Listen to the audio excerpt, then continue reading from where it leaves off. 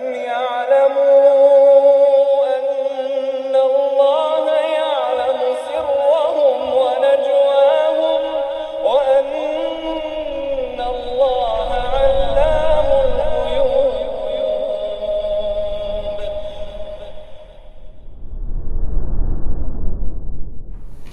Bismillahirrahmanirrahim. Assalamualaikum warahmatullahi wabarakatuh. Alhamdulillah nahmaduhu wa nasta'inuhu wa nastaghfiruh wa na'udzu billahi min shururi anfusina wa sayyiati a'malina may yahdihillahu fala mudilla lahu wa may yudlil fala hadiya lahu. Asyhadu an la ilaha illallah wahdahu la syarika lahu wa asyhadu anna Muhammadan abduhu wa rasuluhu la nabiyya ba'dahu. يا أيها الذين آمنوا اتقوا الله حق تقاته ولا تموتن إلا وأنتم مسلمون فإن أصدق الحديث كتاب الله وخير الهدي هدي محمد صلى الله عليه وسلم وشر الأمور محدثاتها وكل محدثة بدعة وكل بدعة ضلالة وكل ضلالة في النار. أما بعد, insyaallah kita lanjutkan kajian kitab Ma'alim fi Thalabil Ilm. Pada pertemuan lalu atau pekan lalu itu qadarullah diliburkan karena dari pihak PKM baru menyangka kita kalau di pekan 5 libur, jadi diliburin gitu. Ya karena udah terlanjur diumumkan ya libur. Ya akhirnya Anda bilang kalau kita nggak pernah libur gitu kan. Jadi mau pekan 5, bahkan kalau ada pekan ke-6 insyaallah tetap ada gitu kan. Ini enggak. Jangankan pekan ke-5 enggak diliburin ya. Orang kena Covid aja antum kunjungin ya. Ya kan. Jadi masyaallah ya. Setiap santri masyaallah. Jadi mudah-mudahan ke depannya insyaallah enggak libur untuk pekan 5, kita lanjut terus insyaallah. Taib, kita menuju ke wasiat 16 tentang masalah mendhaifkan hadis. Ya ketahuilah bahwasanya kita ini ya walaupun menuntut ilmu tapi level kita itu masih level yang anggaplah pemula, sangat pemula. Sehingga melakukan tad'if al-hadis, yaitu mendhaifkan hadis, itu sesuatu yang terlalu jauh. Melainkan kita hanya bertaklid pada ulama yang memang kompetensinya di bidang tashih dan tad'if al-hadis. Dan itu tidak semua ahli hadis berkompetensi di masalah seperti ini. Karena namanya mendhaifkan hadis atau mensahihkan, menghasankan dan menilai suatu derajat hadis dari segi sanad atau matan, ini ulama yang tentu saja yang memiliki ketinggian ilmu hadis yang mumpuni, dan itu tidak mudah. Nah, tidak semua ulama ahli hadis, apalagi di zaman sekarang dengan kemudahan teknologi berupa maktabah syamilah dan takhrij hadis dalam maktabah syamilah, itu tidak menjadikan seseorang bisa begitu saja mendhaifkan hadis. Karena ilmu syariah apapun itu, mau ilmu hadis terutama atau fiqih dan selainnya, itu tidak bisa hanya mengandalkan teknologi 100%, bahkan tidak boleh dan tidak mungkin. Karena asalnya ilmu ini ilmu syafahi, yaitu ilmu yang antar lisan ke lisan, yaitu dijelaskan dari orang ke orang. Ya. Bahkan kalau hanya mengandalkan walaupun guru manusia secara online saja, pada asalnya itu tidak pantas, melainkan ketemu di majelis itu. Ya. Dari segala teknologi sekarang, kalau antum tahu maktabah syamilah, assalamualaikum. Maka ini perpustakaan yang memang suatu aplikasi atau software yang bisa diinstal baik di laptop, komputer atau di handphone. Di handphone berarti melalui Play Store dan lainnya, terutama di laptop ya, karena di laptop itu bisa mentakhrij hadis. Antum sebut hadis ini, antum kopas, terus antum search, nanti akan bisa dalam satu hadis ini ada ratusan kitab-kitab yang dijadikan referensi dari program ini. Terbuka semua, halamannya semua. Itu ada. Mudah sekali. Ya. Kemudian juga ada situs atau website namanya islamweb.net kalau nggak salah, versi Arab, yang versi Arab. Itu juga pernah menerbitkan barnamaj atau program Mausu'ah al-Hadits, ensiklopedia hadis yang sebelum 2015 atau sekitar itu, Ana pernah mendownload itu dan menggunakannya untuk laptop Ana. Bahkan yang ini luar biasa, yaitu misal satu hadis aja di Sahih Bukhari atau satu hadis aja di Sahih Bukhari dengan syaratnya, antum klik takhrij hadis tersebut, maka akan tumbuh pohon-pohon atau cabang-cabang dari sanad. Luar biasa. Itu ada di website tersebut ketika itu, dan mungkin programnya sekarang sudah dihapus dari website tersebut, tapi bisa ada ya di bagian hadisnya, cuman agak sulit untuk mencarinya, tapi sekali ketemu bagiannya itu antum bisa nyari hadis apapun dengan takhrij dan rincian dari pohon-pohon atau tabaqat as-sanadnya, sanad-sanadnya, Masya Allah itu ya. Cuma ketika seseorang hanya mengandalkan program, dia tidak serta-merta menjadi ahli hadis, melainkan membutuhkan waktu yang panjang, modal masa atau waktu yang panjang. Maka mendhaifkan suatu hadis atau mensahihkannya ini tidak semua ulama ahli hadis, apalagi kita gitu loh. Taib, kita hanya bertaklid dan mengikuti ulama-ulama yang berkompeten di masalah ini. Nah, di sini katakan ada mutadha'ifil hadits illa ba'da al-bahth wa su'al. Jangan mudah mendhaifkan, melemahkan suatu hadis kecuali setelah al-bahth, riset, wa su'al, dan bertanya. Kalau antum memang enggak bisa riset, maka antum cukup bertanya. Bertanya di sini baik secara syafahi di lisan, bertanya kepada ahli ilmu, atau soal di sini itu mencari jawabannya dari ulama yang termaktub di kitab-kitab mereka dalam urusan mendhaifkan atau mensahihkan hadis. Taib, dikatakan oleh penulis hafizallah, "Dzakartu hadza li'anna ba'dhan nasi idza waqafa 'ala haditsin wa ra'a fi isnadihi rajulan mudha'afa atlaqal qawla bi dha'fil hadits." Saya sebutkan ini, kata Syekh di sini, karena sebagian orang ketika dia melihat suatu hadis, ya, padanya ada suatu hadis, mendengar suatu hadis atau melihatnya, dan dia lihat di sanad hadis ini ada seorang laki-laki, seorang perawi yang dia tahu ini perawi ini didhaifkan. Perawi ini dia tahu ini perawinya dhaif. Ya, maka dengan mudahnya dia langsung atlaqal qaul bi dha'fil hadis, langsung dia dhaifkan hadis tersebut.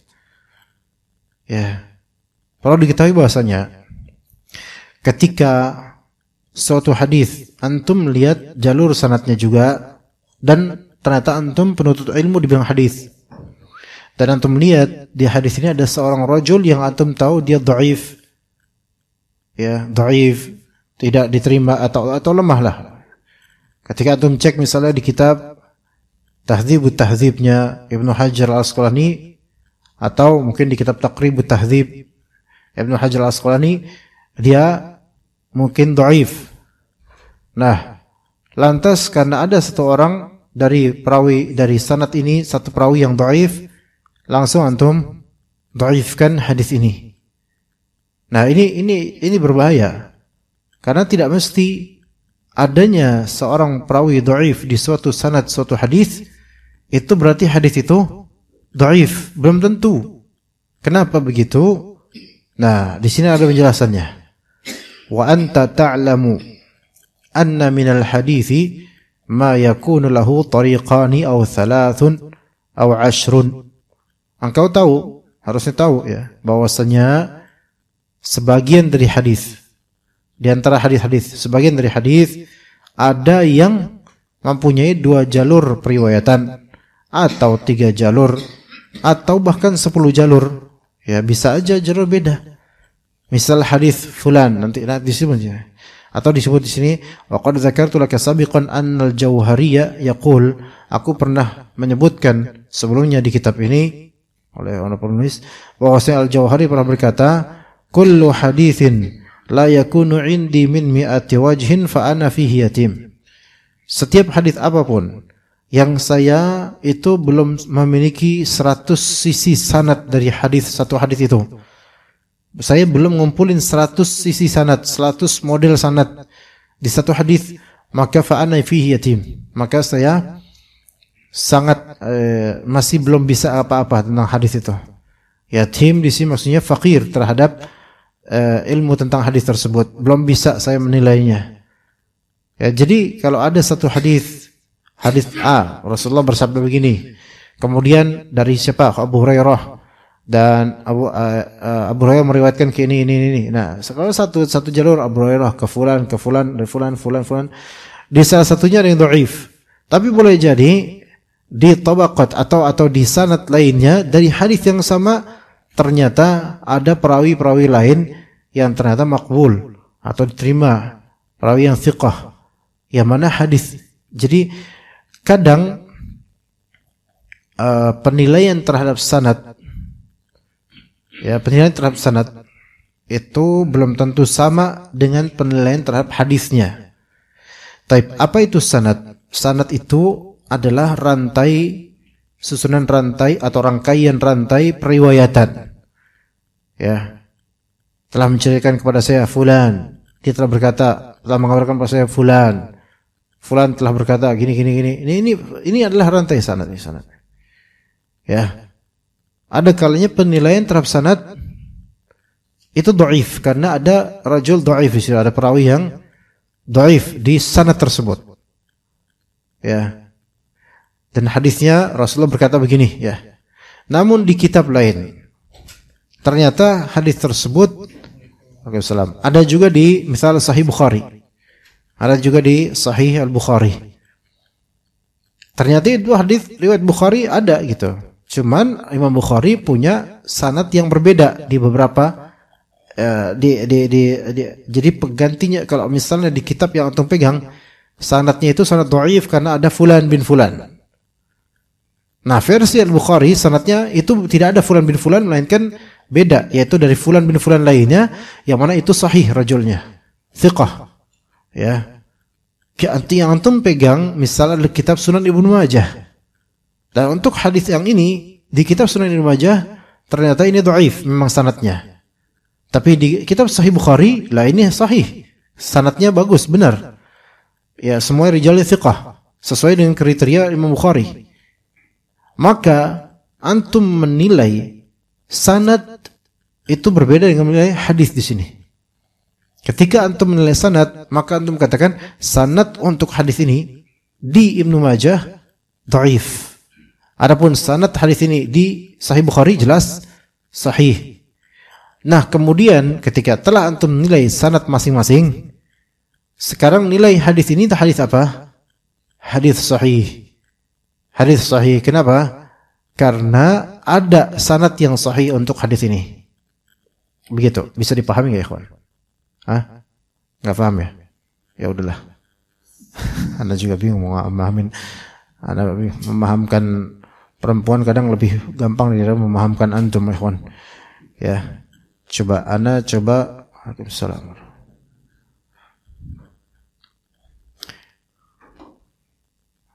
Ada kitab hadis innamal a'malu binniyat. Taib. Ana coba mau ada kitab namanya Al-Badr Al-Munir. Artinya purnama yang terang. Kitab Al-Badr Al-Munir fi takhrij al-ahadits wal athar al-waqi'ah yang ada di kitab. Jadi Al-Badr Al-Munir fi takhrij al-ahadits wal athar al-waqi'ah fi Syarh al-Kabir. Ada kitab namanya Al-Badr Al-Munir. Ada ini enggak apa namanya? Spidol. Hah? Oh, Masya Allah ya. Oh, Masya Allah.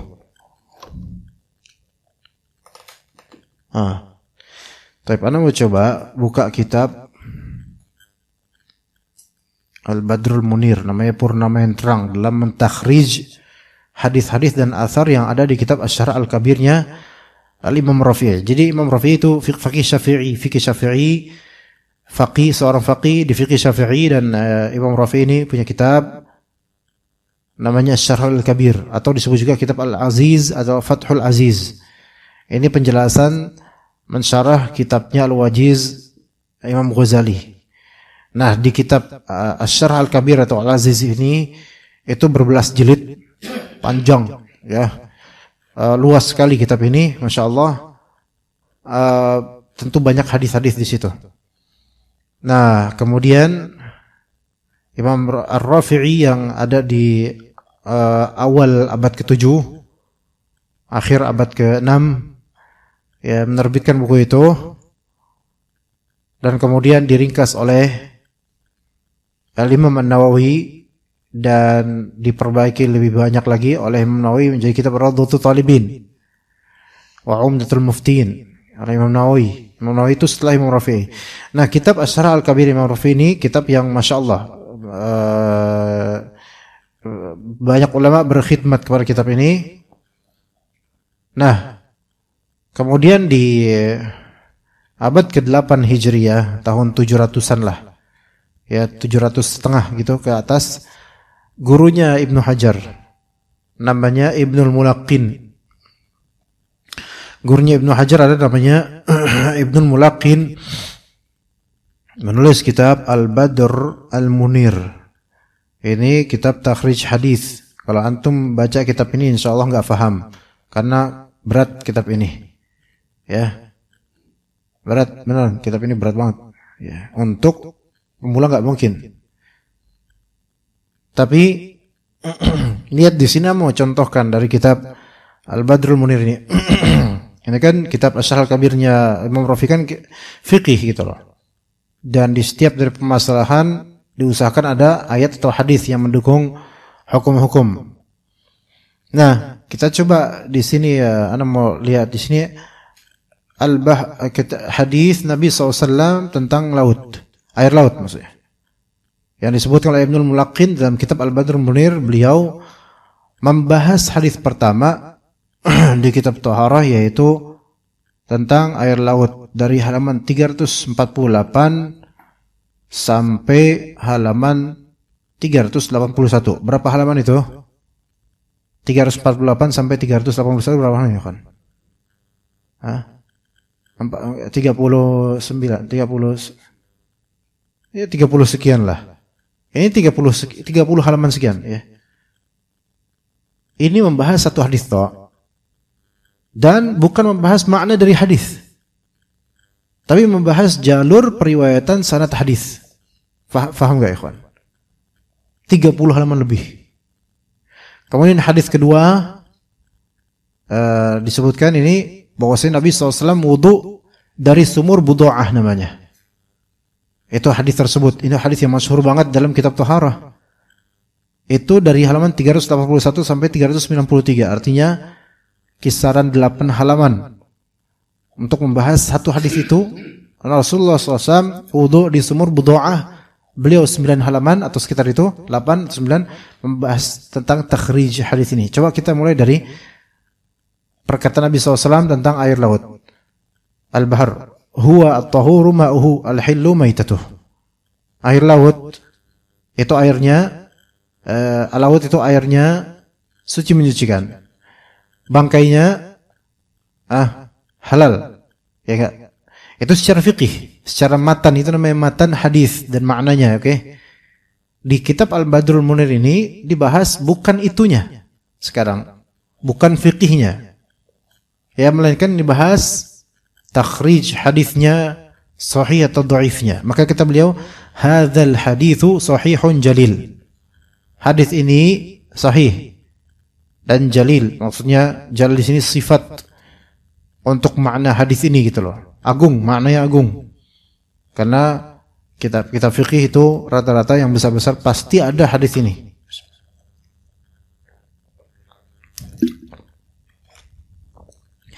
Dan beliau mengatakan hadis ini marwiyun min turuq, diriwayatkan dari beberapa tariq, dari turuq jama' dari tariq, yaitu jalur hadis, jalur sanad. Alladzi yahduruna minha tis'atun, yang mana jalur sanad yang ada di kita ada 9 jalur. Maka di sini Ibnul Mulaqqin menyebutkan 9 jalur hadis, huwa tahur ma'uhu. Nih hadisnya nih. Perkataan Nabi ini. Huwa at-tahuru ma'uhu al-hillu maitatuh. Ini perkataan Nabi, ini namanya matan hadis, ikhwan. Namanya matan hadis. Ini qala Rasulullah atau qala Nabi sallallahu alaihi wasallam. Ini perkataan Nabi SAW. Nah, tariqah yang pertama, jalur pertama, beliau katakan dari Abu Hurairah. Ini yang pertama. Oke. Ini yang pertama. Ya. Kemudian berikutnya kalau Anda terus dia skip masih ada lagi, nanti ada yang kedua. Ini panjang sekali ini, Masya Allah, sampai 30-an halaman. Tariqah yang pertama Abu Hurairah. Coba Anda mau cari yang asani, yang kedua. Ini satu tariqah aja, satu jalur aja, ini pembahasannya banyak gitu loh. Dan rincian ulama itu banyak sekali di sini tentang hadis ini. Ini disebutkan banyak subhanallah. Ana aja sampai ini kalau mau ngajarkan di sini nggak mungkin, dan antum bisa ngeliat aja langsung di sini. Yang ya subhanallah, at-tariq ats-tsani dari Jabir bin Abdullah. Ini hadis Jabir. Ada yang masyhurnya hadis Abu Hurairah. Ini tariq tsani. Ya. Jalur yang kedua dari sahabat yang kedua, jalur Jabir bin Abdullah radhiyallahu anhuma. Kemudian kita cari jalur yang ketiga yang disebutkan, yaitu dari Suraij bin Nu'man.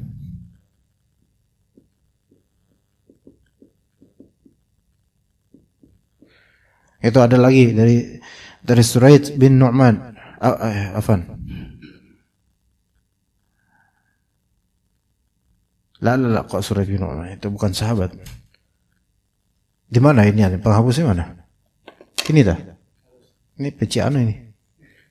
Ibnu Abbas, enggak lagi ini aja. Ibnu Abbas itu yang ketiga, tariq yang ketiga.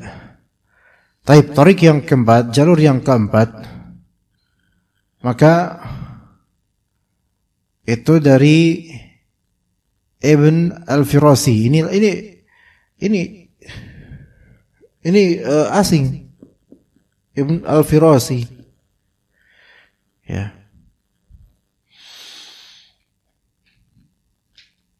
Ini ada 9. Oke, kita ambil yang 4 ini aja dulu deh. Ini semua sahabat Nabi gitu loh. Ya. Sementara masih ada nanti 5, 6, 7, 8, 9 dijelaskan oleh Ibnu Mulaqqin dalam Badrul Munir. Ya. Ini ada regasanya 4 tariqah, 4 turuq, 4 jalur hadis. Ya. Kita ambil di sini yang ketiga aja dulu. At-tariq ats-tsalits, jalur yang ketiga, yaitu untuk hadisnya Ibnu Abbas ya, Ibnu Abbas. Nah, di sini sanadnya adalah ada sebut namanya aja. Jadi Musa bin Salamah gitu. Kemudian sebelumnya ada Abi At-Tayyah, Abu At-Tayyah, gitu kan.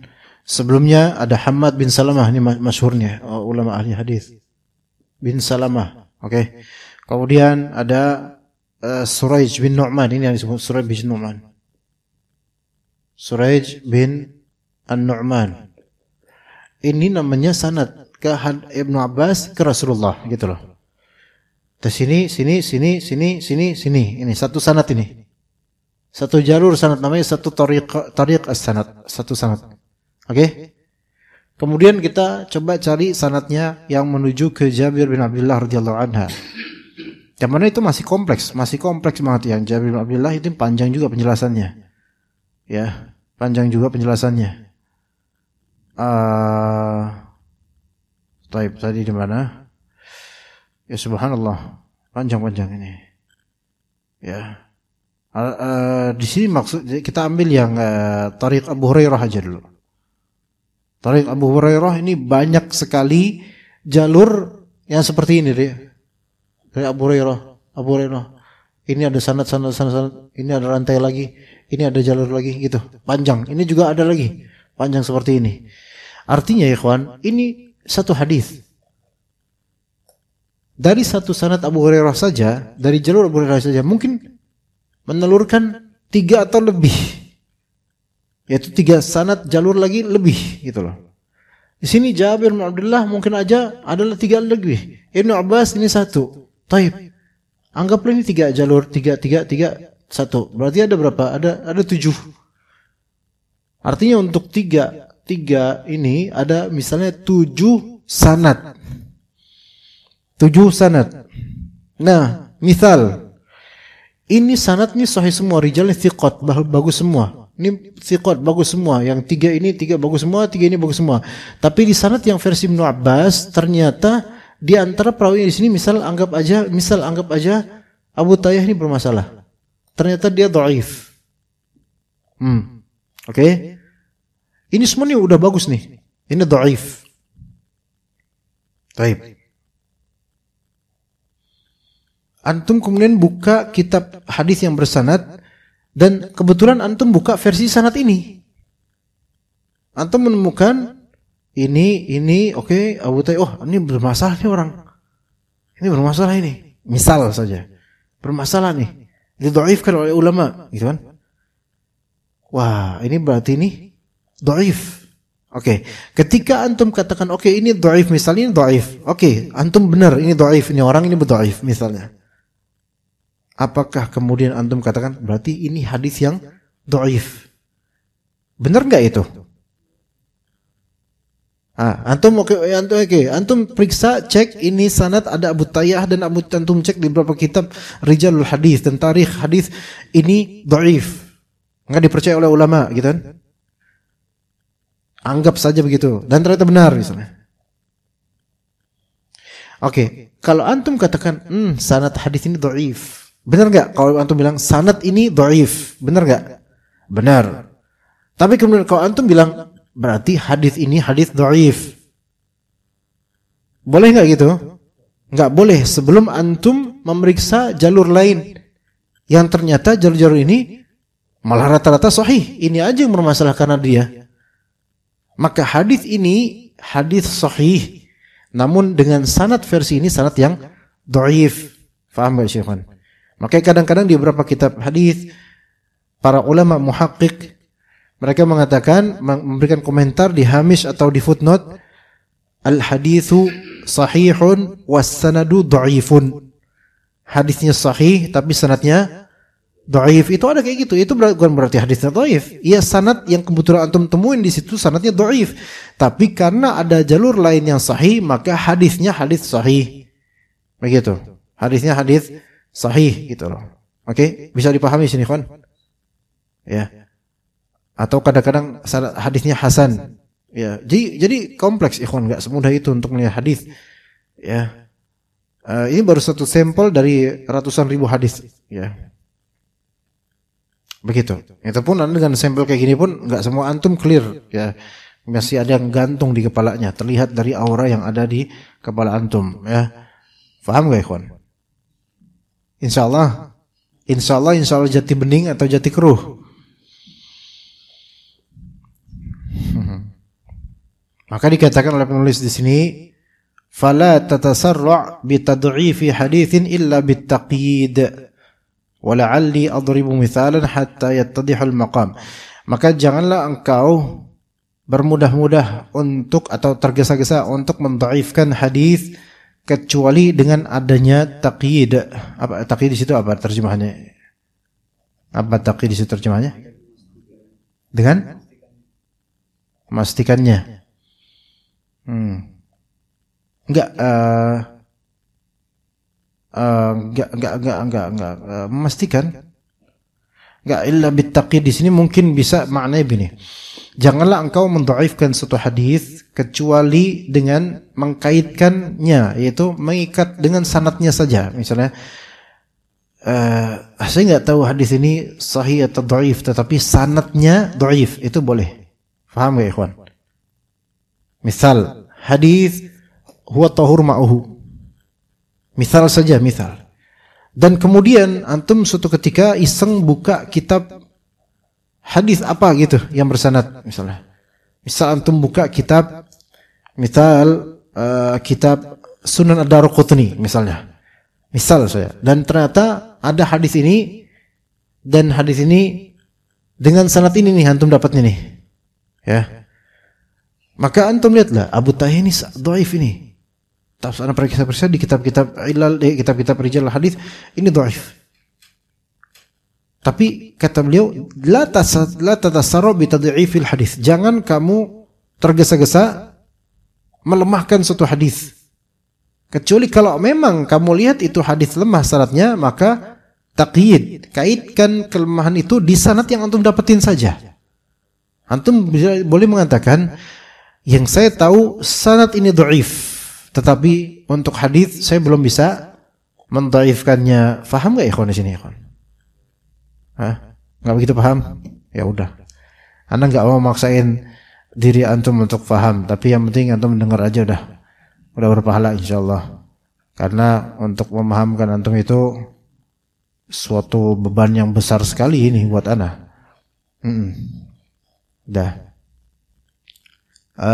Wala'alli adribu mithalan hatta yattadih al-maqam.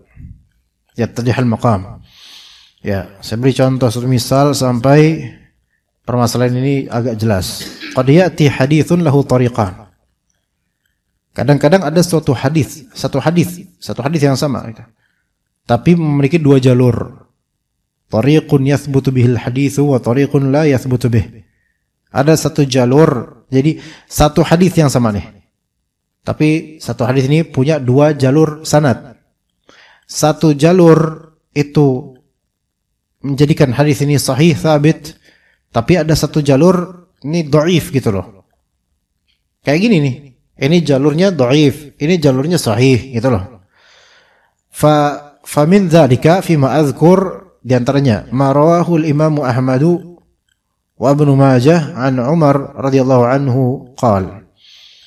Di antaranya hadis ini, hadis yang diriwayatkan oleh Imam Ahmad dan Ibnu Majah. Imam Ahmad di kitab Musnadnya, Ibnu Majah di kitab Sunannya. Jadi dua kitab berbeda, dari ulama berbeda, maka sanadnya berbeda. Ya, sanadnya Imam Ahmad terhadap hadis ini ada sendiri, sanadnya Ibnu Majah terhadap hadis ini ada sendiri. Nah, dari Umar radhiyallahu anhu, beliau berkata, salatus safari raq'atan wa salatul jumu'ati raq'atan wa salatul adha raq'atan tamamun ghairu qasrin ala lisan nabiyikum alaihi salatu wasalam. Salat safar 2 rakaat, salat Jumat 2 rakaat, salat duha salatul adha, salatul adha 2 rakaat, salat Idul Adha, bukan salat duha. Itu sempurna tanpa qasar. Itu adalah berdasarkan lisan Nabi kalian alaihi salatu wasalam. Taib. Ini ada di Musnad Imam Ahmad dan ada di Sunan Ibnu Majah. Ya. Taib. Kemudian kita baca dulu perkataan beliau rahimahullah hafizahullah. Berapa menit lagi azan, ikhwan? Berapa menit lagi kira-kira? Biar anak kira-kira. Masih lama ya? Masya Allah, pengen cepat-cepat selesai padahal. Fahadzal haditsu idza qara'tahu fil musnad satara anna al-haditsa min riwayat Abdurrahman bin Abi Laila an Umar. Hadis ini, kalau kamu baca hadis ini di musnadnya Imam Ahmad, versi sanad Imam Ahmad, engkau akan melihat bahwasanya hadis ini dari riwayat Abdurrahman bin Abi Laila dari Umar bin Khattab. Abdurrahman bin Abi Laila, oke, sampai situ. Wa anta ta'lam anna ibn Abi Laila lam yalqa Umar. Dan kamu tahu bahwa Ibnu Abi Laila itu belum pernah bertemu dengan Umar. Berarti ada inqita' di sini. Ada keterputusan sanad. ada sanad, ada yang putus. Ibnu Abi Layla belum pernah ketemu Umar bin Khattab, tapi kok ini Ibnu Layla meriwayatkan hadis Umar bin Khattab, itu gimana? Ini kan ada yang putus nih, ada di antara Ibnu Abi Layla dan Umar seharusnya ada orang dong. Gitu. Tapi ini kok langsung fayakunul khabaru munqati'a, maka khabar ini atau sanadnya menjadi terputus. Wa hadhihi illatun qadihatun fil hadis. Maka ini menjadi kecacatan yang mencederai hadis, maksudnya mencederai sanad hadis. Lakin itu versi riwayat Imam Ahmad. Lakin law qallabta sunana Ibni Majah, tapi kalau kamu membuka kitabnya Sunan Ibnu Majah, la ra'aita anna ibn Abi Layla qad rawal haditha an Ka'ab bin Ujrah. Tapi ketika engkau membuka kitab Sunan Ibnu Majah, engkau akan lihat hadis ini, ya. Jadi Ibnu Majah punya sanad nanti ke Ibnu Abi Layla, dan Ibnu Abi Layla ke Ka'ab bin Ujrah, dari Ka'ab bin Ujrah ke Umar Khattab. Jadi the missing person, ya, orang yang kehilangan, yang hilang di Musnad Imam Ahmad itu ketemu siapa dia di Sunan Ibnu Majah. Fattasalul hadis, maka hadis ini pun menjadi muttasil, bersambung, idhafatan ila annahu rawal hadis min wajhin akhar munqati'a. Karena tadi kita lihat ada riwayat hadis dari sisi lain lewat Imam Ahmad yang sifatnya munqati', yaitu terputus antara Ibnu Abi Layla dengan Umar bin Khattab. Faham enggak sampai sini? Belum? Udah? Hah? Mulai? Mulai apa nih? Mulai kesel apa gimana nih? Ana agak kesel sih.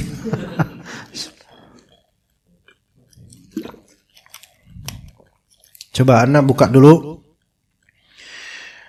Anda buka Mausu'ah Al-Hadithiyah di sini dari Durar Saniyah, ya, Durarnet. Kita buka, kita cari hadis ini. Anda pengen gambarkan buat antum biar antum paham. Seenggaknya ada kerjaan lah gitu minimal. Ya. Yang insyaallah mungkin ini the first time, pertama kali antum melihat hal-hal seperti ini. Yang insyaallah ini bagus insyaallah. Salatus safar. Coba kita cari hadis ini.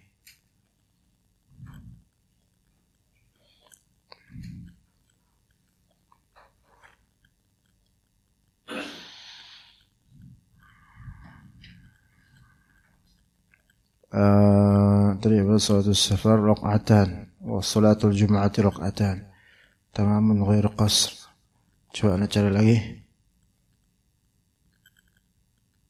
Sebentar Anda carikan ya, insyaallah nanti Anda jelasin. Tamamun ghair qasr. Agak susah juga itu mencari yang ini nih. Oke. Disebutkan bahkan di Sunan An-Nasa'i juga ada. Ya, di Ibnu Majah ada. Oke. Di Al-Bazzar, ya.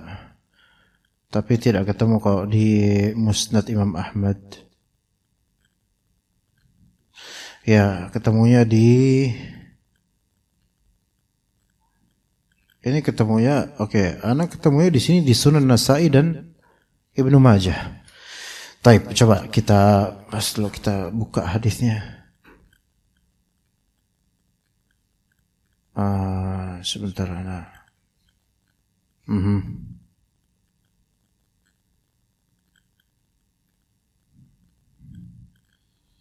Ana mau cari di sini hadisnya, sanadnya, yang mau Ana cari. So ya, tunggu sebentar. Iya.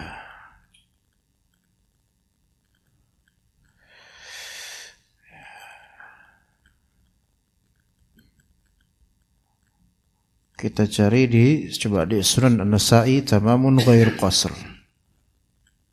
Oke. Ana buka dulu di Maktabah Syamilah sebentar. Ya, harap maklum risetnya.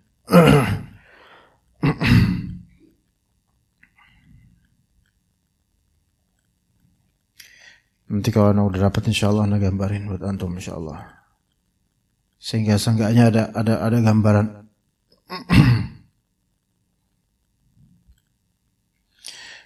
Sa'i. Ya, ada Sunan Nasa'i. Ya, kita cari tamamun ghairu qasr. Oke.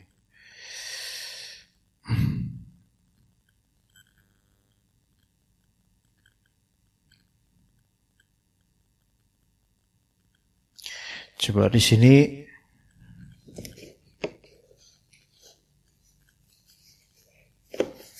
ini hapus dulu.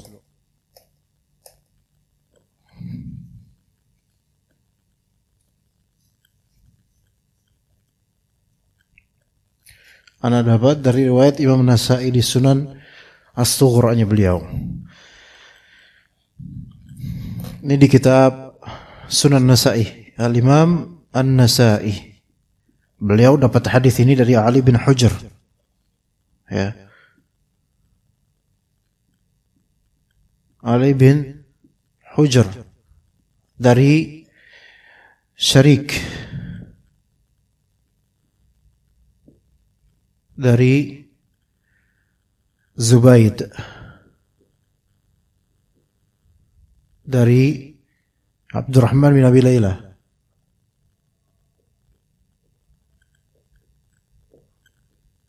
bin Abi Layla.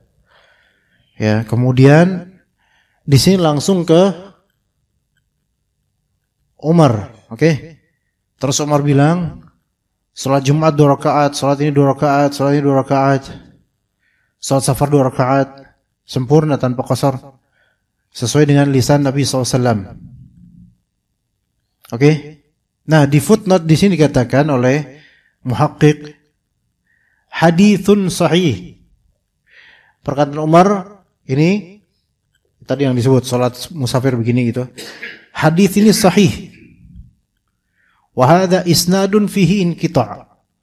Sanad ini di dalamnya itu ada keterputusan. Apa keterputusannya? Abdurrahman bin Abi Layla lam yasma' min Umar. Abdurrahman bin Abi Layla belum pernah ketemu atau mendengar Umar bin Khattab. Paham enggak di sini, kawan? Sampai sini paham? Ini no problem, ini benar, ini oke semua nih. Tapi ini sama ini nggak ketemu. Harus ada orang di sini. Oke? Gimana? Paham nggak sini? Berarti ini sanad dhaif nggak? Dhaif karena ada yang terputus. Oke? Cuman kenapa penulis kenapa muhaqqiq bilang hadisnya sahih, tapi sanadnya terputus? Loh, kok hadisnya sahih? Sahih karena apa? Sahih karena ada jalur lain. Kita cari jalur lain di Sunan Ibnu Majah. Di Sunan Ibnu Majah. Oke. Sunan Ibnu Majah. Tamamun. Salah. Tamamun ghairu. Ya, qasrin. 163 dalam Sunan Ibnu Majah. Soya. Di Sunan Ibnu Majah berapa kali beliau? Di Sunan Ibnu Majah beliau meriwayatkan hadis ini 2 kali. Ya. Oh, bahkan ada 3 kali, tapi satunya lagi jalur yang beda Ibnu Abbas. Oke. Di hadis 1063 ini Ibnu Majah sekarang, dalam Ibnu Majah. Sekarang versi Ibnu Majah. Ibnu Majah meriwayatkan dari Abu Bakar Ibnu Syaibah.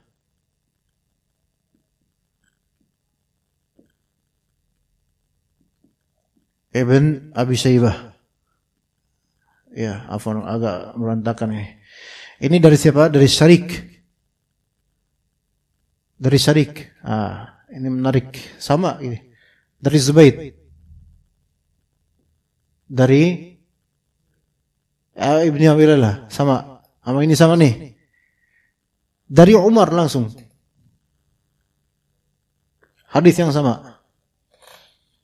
Ini hadis nomor 1063 di Sunan Ibnu Majah. Oke. Taib.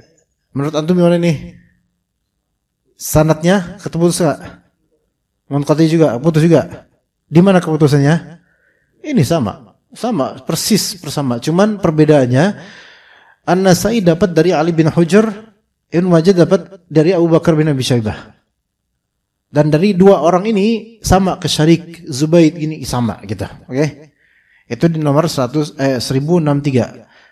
Di nomor berikutnya 1064 ya. Satu hadis setelah ini langsung Ibnu Majah punya sanad lain lagi. 1064. Haddatsana Muhammad bin Abdullah bin Numair. Ya, ini Ibnu Majah nih. Ibnu Majah lagi. Waduh, susah lagi nulis ini. Anggap di sini Muhammad azannya nanti dulu bentar ya. Lagi nulis bentar ya. Bin Numair. Oke. Dari Muhammad bin Bishr. Beda lagi nih. Muhammad bin Bishr. Dari Yazid bin Ziyad. Bukan. Beda. Waduh, Masya Allah, jauh.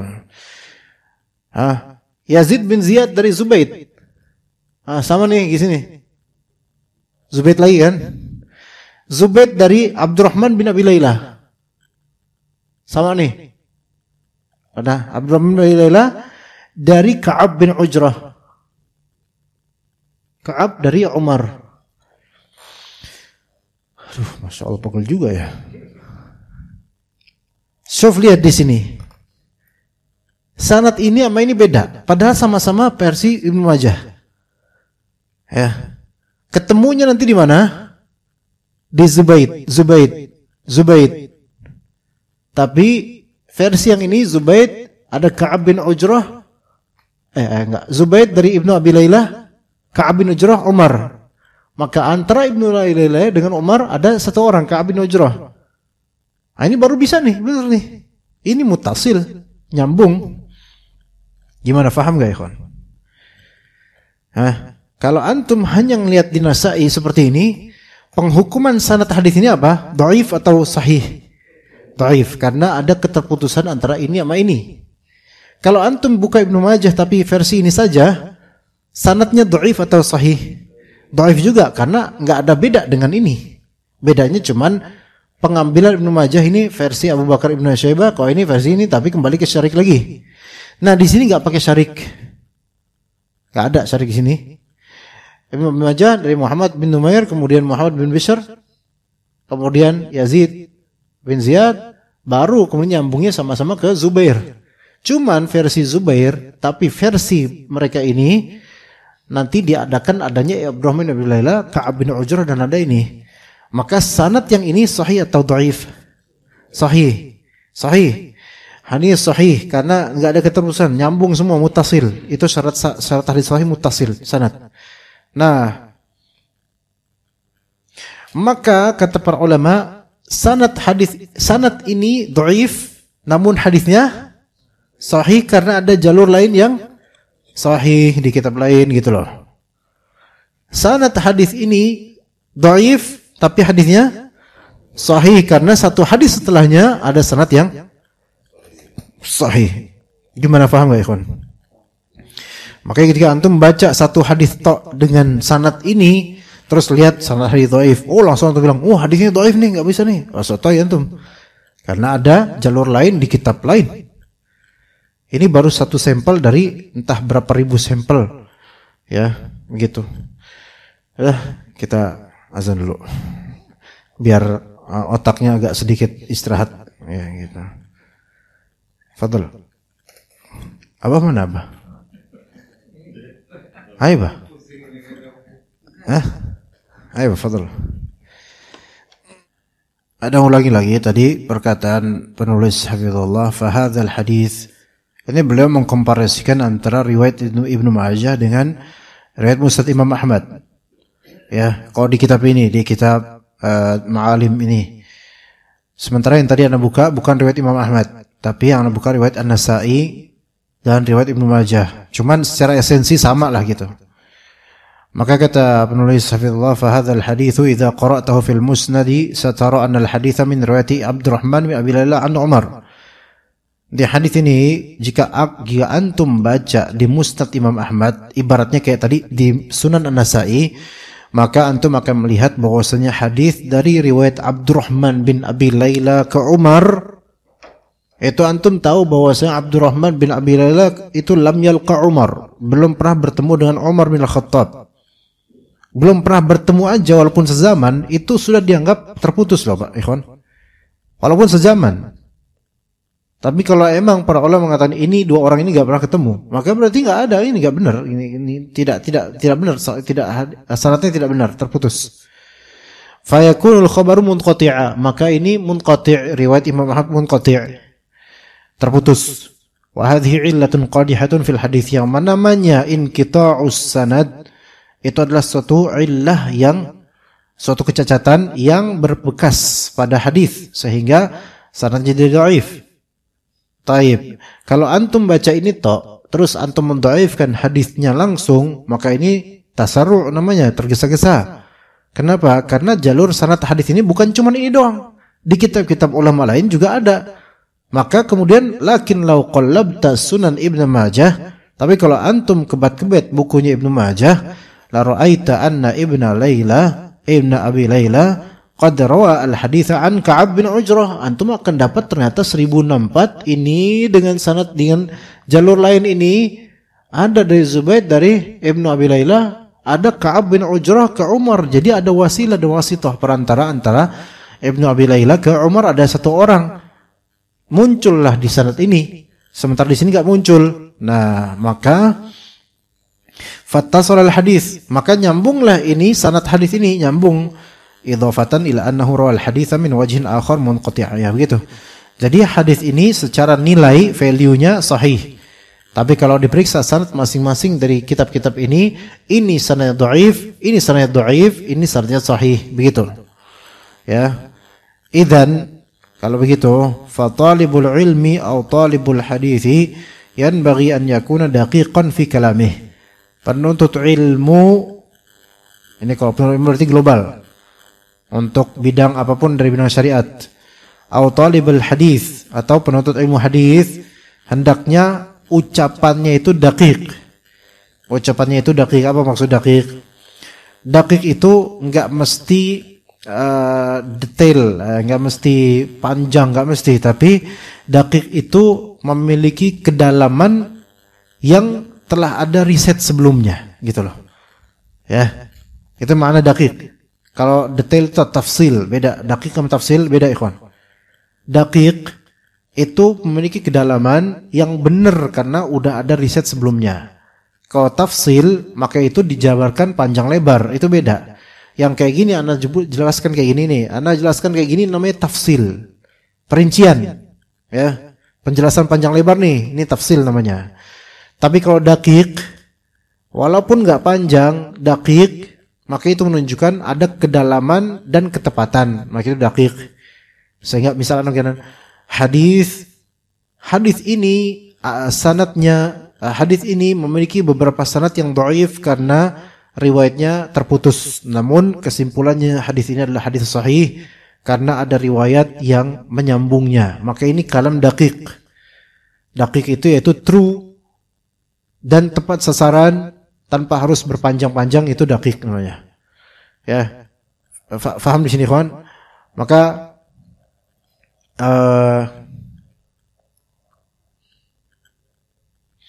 Maka kalam daqiq itu sadid. Wa qulu qawlan sadida, yaitu katakanlah perkataan yang sadid. Sadid itu benar, true dan sesuai dengan riset yang benar gitu loh. Itu sadid, qaul sadid namanya. Al-qaul as-sadid, bukan as-syadid, as-sadid, yaitu perkataan yang exact, perkataan yang absolut, yang benar dan sesuai dengan kenyataan atau dengan riset. Itu namanya daqiq. Nah, ulama atau talibul ilm atau ustaz atau siapa ahli ilmu lah pokoknya, antum akan melihat, kalau antum benar belajar ikhwan dan banyak belajar, banyak pengalaman membaca kitab, ikut kajian atau daurah dan seterusnya, artinya antum punya nafas yang panjang dalam menuntut ilmu, antum akan bisa membedakan antara asatidzah yang kalamnya daqiq dengan asatidzah yang ngomong tok gitu. Ngomong tok maksudnya bukan gimana ya, nggak ada bobot gitu, paham nggak? Ustadz kadang ustadz kampung atau ustadz yang cuma ngelucu doang gitu, itu tuh nggak ada yang daqiq, kalamnya nggak ada yang daqiq ya. Tapi ustadz kita seperti beberapa ustadz doktor fulan, antum dengerin kalamnya atau para ulama, para masyayikh itu daqiq. Karena apa? Karena orang hanya bisa melakukan atau mengeluarkan kalam yang daqiq kalau dia sudah punya banyak tajribah, pengalaman dalam hal yang dia ucapkan, baik secara keilmuan atau praktek. Itu baru bisa daqiq. Faham ya di sini? Sekarang coba bujang ngomongin poligami, daqiq nggak? Ya bahlul, bukan daqiq, itu sotoy namanya. Misalnya begitu, masih bujang tapi ngomongin poligami, ini nggak bisa. Kenapa? Nggak bakal bisa. Sebentar kemudian ada orang poligami udah kholas, bahkan udah banyak penderitaan dia di poligami kemudian. Suatu ketika antum minta saran dan nasihat tentang poligami, insya Allah kalau dia daqiq. Karena apa? Karena udah banyak luka di badannya, udah banyak luka di kehidupannya. Akhirnya dia akan terbitkan kalam daqiq. Makanya orang-orang tua ya, yang mereka ngambil dari banyak pengalaman hidup, kerap kali taste atau rasa kalimatnya itu lebih dalam dibandingkan obrolan anak muda yang gak banyak ngerti gitu loh ikhwan. Ya, maka ini kalam daqiq namanya. Kalam daqiq. Kadang-kadang antum ngeremen abi antum atau ibu antum atau gimana, tapi nasihat mereka itu sesuai dengan apa yang telah mereka alami gitu loh. Terus nasihat mereka tuh ngena gitu ke antum. Ngena. Karena apa? Daqiq. Kalamnya daqiq, sesuai dengan riset mereka, sesuai dengan pengalaman mereka. Beda dengan orang yang nggak pernah mengalami, orang nggak punya pengalaman atau nggak punya teori, nggak punya ilmunya, mau dia jabarin panjang, rata-rata nggak daqiq. Karena apa? Karena nafas dan pengalaman itu penting dalam membentuk karakter kesimpulan kita, gitu. Penting. Nah, orang yang cuma nutut ilmu, ya, misal orang yang cuma nutut ilmu pekanan aja, terus malas-malasan, nggak pernah meroja, nggak pernah ngapa, udah deh, yang penting gue ikutan aja itu. Itu ketika ngejabarin perkara tentang ilmu atau apa, itu yang ngalor ngidul ikhwan. Tapi kalau misalnya setiap hari antum belajar, setiap hari antum betul-betul menuntut ilmu, memiliki porsi jam-jam untuk menuntut ilmu, maka lisan antum itu insya Allah tidak akan mengkhianati jam-jam belajar antum, insya Allah. Akan keluar dari lisan antum, keluar dari nasihat antum, hal-hal yang merepresentatif atau mewakili habisnya banyak waktu antum untuk menuntut ilmu. Itu enggak bakal mengkhianati insya Allah. Dan antum lihat dai-dai di YouTube, ikhwan. Ya, antum lihat dai-dai di YouTube. Bergentayangan itu sekarang dai-dai itu. Yang sekarang lagi famous, lagi populer, seperti yang menampilkan aswaja dan membantah salafi. Ini ketahuan ini orang sebenarnya apa? Enggak banyak belajar tentang akidah salafiyah, akidah sunnah, benar. Kenapa? Orang ini menelanjangi, berusaha untuk menjelekkan dakwah sunnah, akidah sunnah kita, dijelekkan tiap hari. Tapi sebenarnya di kitab-kitab ahlu sunnah, para ulama itu sudah banyak jawabannya. Artinya ini orang kalamnya enggak daqiq, walaupun berusaha untuk dengan retorika yang luar biasa. Anak lulusan Al-Azhar lah, anak lulusan ini dan seterusnya. Tapi kita tahu omongan ente itu jawabannya udah penuh di kitab-kitab para ulama. Berarti omongnya daqiq ya? Enggak daqiq. Kenapa? Karena antum bicara berdasarkan sempitnya pengetahuan antum tentang akidah Ahlussunnah wal Jamaah, yang itu hanya di golongan antum aja, dan antum belum pernah membaca bantahannya yang banyak dan exact dan benar dari ulama-ulama kita. Ini yang dimaksud ya.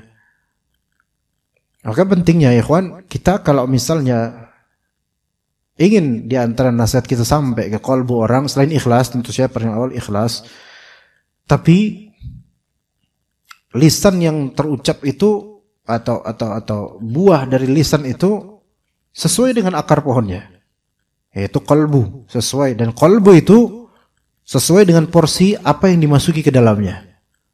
Kalau qalbu antum biasa menyeruput ilmu, maka insya Allah itu yang keluar insya Allah. Tapi kalau qalbu antum biasa dengerin hal-hal yang gak ada faedahnya atau yang busuk dan seterusnya, itulah yang akan keluar insya Allah. Begitu. Nah, jadi talibul ilm, talibul hadis, yanbaghi an yakuna daqiqan fi kalamih, ya. Penuntut ilmu atau penuntut ilmu hadis hendaknya kalimatnya itu sesuai gitu, exactly gitu loh, benar gitu loh. Fayaqul, maka dia katakan, hadzal haditsu dha'ifun min tariqil Imam Nasa'i, gitu. Misalnya ganti Imam Nasa'i.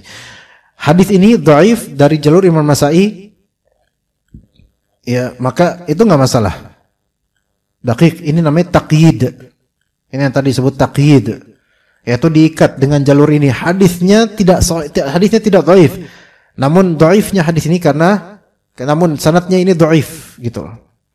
Ya, dengan sanad ini. Adapun umumnya hadis ini tidak dhaif. Wa tilka sa'atu la malamata 'alaihi wa la 'itb. Maka momentum seperti ini tidak ada yang tercela, enggak ada masalah. Amma idza qala, adapun kalau misal antum katakan al haditsu dhaifun wa sakat, terus antum diam. Antum cuman modal satu sanad ini doang, antum udah bisa hadis ini dhaif, terus diam. Enggak antum tambahkan hadis ini dhaif dengan sanad ini dhaif. Itu enggak masalah, tapi antum mengglobalkan, tidak taqyid. Hadis ini dhaif, dah gitu doang. Maka faqad yu'abu alaihi dzalik. Maka antum akan dicela dengan ini karena antum sudah berani menghakimi hadis secara komplit untuk satu hadis, padahal masih ada jalur lain yang perlu antum telah dan pelajari. Begitu ikhwas sekalian, ya. Begitulah ilmu syar'i. Ini baru satu contoh dari banyaknya contoh. Mudah-mudahan bermanfaat insyaallah, minimal membuat kita itu sadar bahwasanya kita itu harus belajar. Masih banyak ilmu yang kita itu belum seberapa untuk mempelajarinya. Ya, mudah-mudahan Allah Ta'ala berikan kita hidayah supaya terus semangat untuk menuntut ilmu syar'i. Barakallahu fikum jami'an. Kita cukup sampai situ insyaallah. Wa sallallahu ala nabiyyina Muhammad wa ala alihi wa sahbihi ajma'in. Subhanakallahumma bihamdika asyhadu an la ilaha illa anta astaghfiruka wa atubu ilaik. Assalamualaikum warahmatullahi wabarakatuh.